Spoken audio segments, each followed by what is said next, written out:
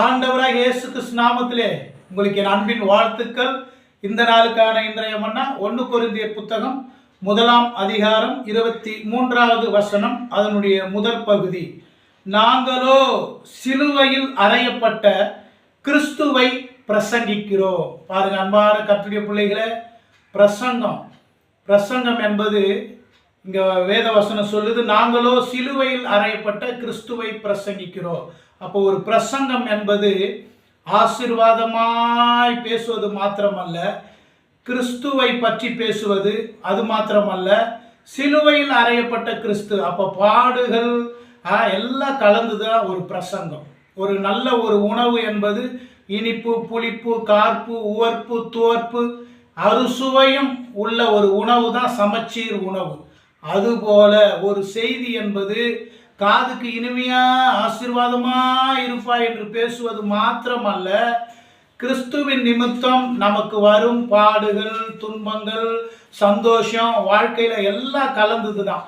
அப்படி பேலன்ஸ்டா பேசுவது தான் நல்ல ஒரு ஆரோக்கியமான பிரசங்கம். அல்லேலூயா. இயேசு நல்ல மேய்ப்பர், என்றும் உன்னை காப்பார், உனக்கு ஒன்று குறைகள் இல்லை உலகிலே, உனக்கு ஒன்று குறைகள் இல்லை உலகிலே. இயேசு நல்ல மேய்ப்பர், என்றும் உன்னை காப்பார், உனக்கு ஒன்று குறைகள் இல்லை உலகிலே, உனக்கு ஒன்று குறைகள் இல்லை உலகிலே.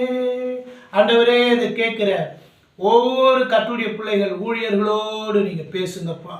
வெறுமனே ஆண்டவரே அப்பா இனிப்பு நல்லதா இருக்கிறது என்று சொல்லி இனிப்பையே சாப்பிட்டால் அது உடம்புக்கு ஆகாது. அதுபோல ஆண்டவரே அப்பா நீர்பட்ட பாடுகள், ஆண்டவரே ஸ்தோத்திரம், அது மாத்திரமல்ல எல்லா சகல சத்தியத்தையும் பேசக்கூடிய கிருபையை, அந்த அபிஷேகத்தை ஒவ்வொரு கர்த்தருடைய பிள்ளைகளுக்கு ஊழியர்களுக்கு தாங்க. சமயத்துக்கு ஏற்ற வார்த்தை பேசட்டும், அந்த ஞானம் கொடுங்க.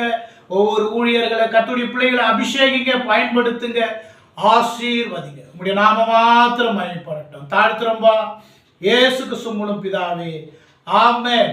கர்த்தர் தாமே நம் ஒவ்வொருவரையும் ஆசீர்வதிப்பாராக. ஆமென்.